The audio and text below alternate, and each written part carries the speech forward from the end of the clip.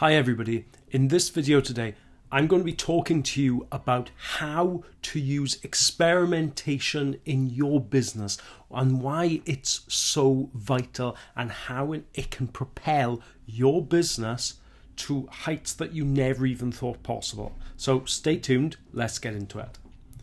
First of all, I'm Nick Sinclair. I'm a marketing strategist, I'm a marketing consultant and a proud neurodivergent. And I'm going to be talking to you today about the experimental loop that I try to instill in every single business that I deal with, whether I'm strategizing with a business or whether I'm consulting. The experimental loop is, if you've got any sort of scientific experience from school or college, is essentially a method whereby you test new ideas in small controlled ways in order to see if they confirm a hypothesis. Now for business they change a little bit, and I try to simplify this method a little bit for business. But if you're wondering as well, if I ever look down, it's because I'm looking towards the computer, or if I look to the right, sorry, I'm looking at the computer to see what I've written down because I can't remember everything. I've put down on the YouTube channel, I like to stay really authentic with these things, so I don't script anything and I hardly edit them. I want you to see the real me.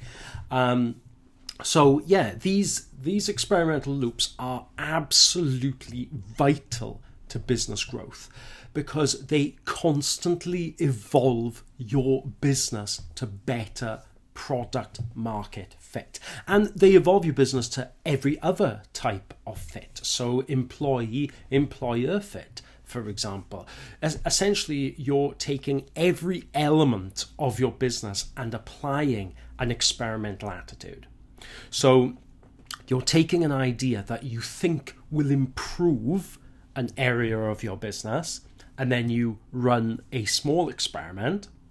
And then you see, based on that small experiment, whether that has created improved throughput in your business. This can be anything from experimenting with ads to experimenting whether you should have free coffee in the office to see how whether it improves morale.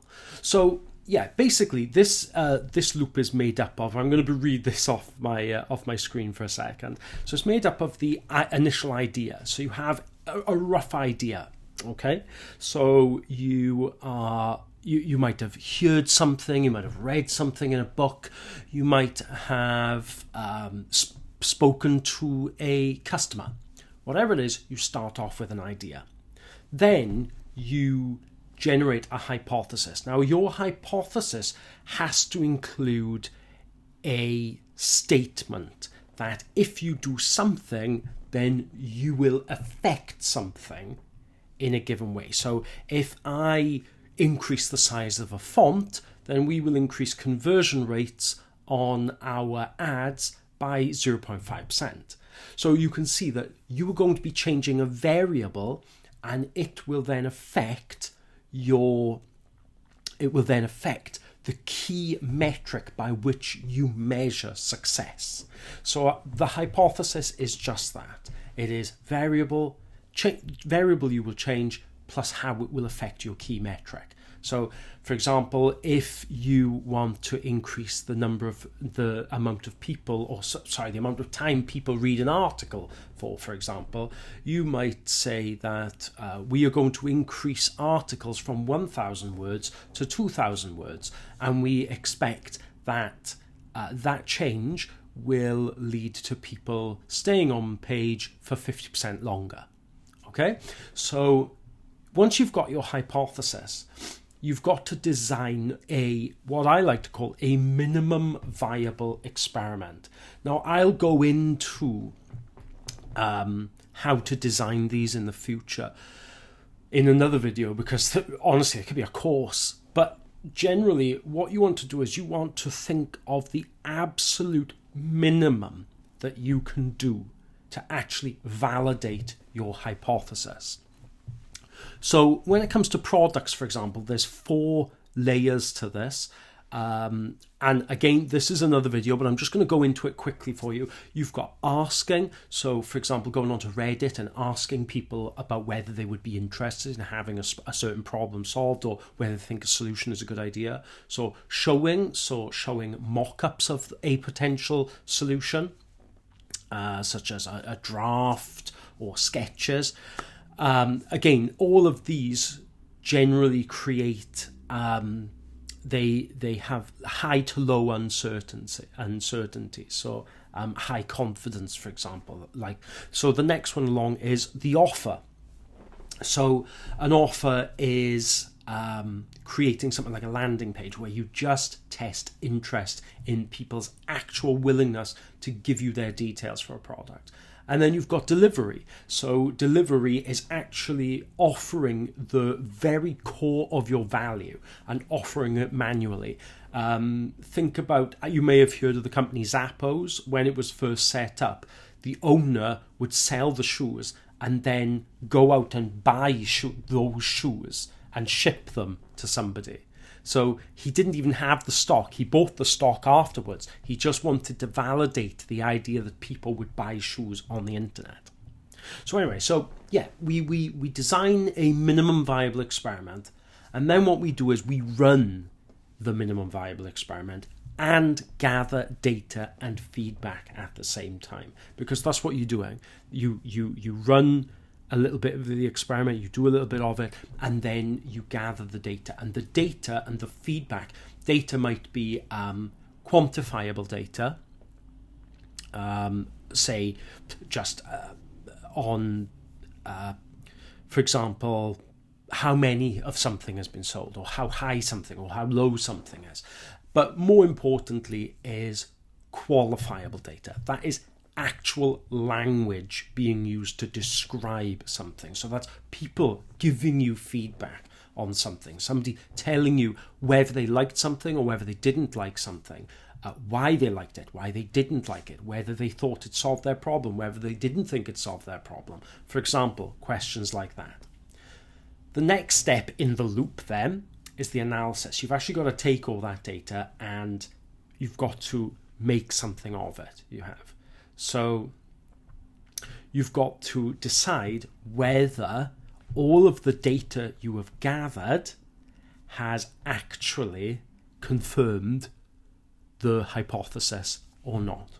So what you're doing here is you're measuring your current, the experiment's output and data compared to your old data. So your old data, say for example, where if you were A/B testing an ad, your old data would be treated as the control, and that is the unchanging benchmark by which you compare your future experiments to.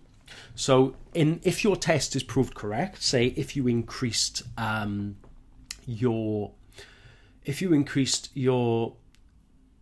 ads click-through rate by 0.5% with this test, you might decide that, okay, we're going to roll this out everywhere. So you log that insight and you roll that test out across your entire business as the new control. And you monitor it, you do, for a little while, whilst looking at the data and the feedback in order to start another loop, because it's the data and the feedback that will give you ideas for the next experimental loop. What this means is this entire loop of experimentation, so idea, hypothesis, experiment, feedback, confirmation of hypothesis, setting new control, and then starting the loop again. What that allows you to do is essentially constantly evolve your business towards that market fit. The more of this you can do, the more experimenting you can do, the more iteration you can do, means that you will be able to outcompete anybody in your market as long as you are out iterating them. Because what will happen is that you will, over time, through experimentation, you will get a better product market fit, You will make a better business that suits your employees, because a business is only as good as its employees. You will create a business that is better able to gather feedback. You'll create a business that is able to gather feedback and iterate ever faster, so you constantly stay lean and agile, so that you will slowly but surely, whilst accelerating, overtake your competition. And that is all that business is. I think a lot of people think that marketing and business is all about having these moments of epiphany, but it's not. It's about starting, knowing that you're currently miles away from being where you need to be with your product, with your business, in order to make money, never mind be profitable. But slowly, through iteration after iteration and gathering feedback, being humble and changing and pivoting based on this feedback, you will inevitably evolve your product, your marketing, and your business into something that delivers massive perceived value to your customers. But it is all about constantly experimenting, constantly evolving. Anyway, I hope you found that useful. I know it was a lot of information. I'm a bit like that. Like I said, I know you wouldn't get it, but I'm autistic, and I constantly throw a lot of information out there for people. But if you did find this interesting, if you managed to get this far, please let me know. Say to me, Nick, I got to the end and I heard you say you were autistic. And let me know what you think in the comments. Subscribe if you want. If you can't be bothered, I don't blame you. There's so many people asking for subscriptions these days. It's starting to piss people off. But like I said, just, leave a comment. Let me know. Let's get a discussion on the go.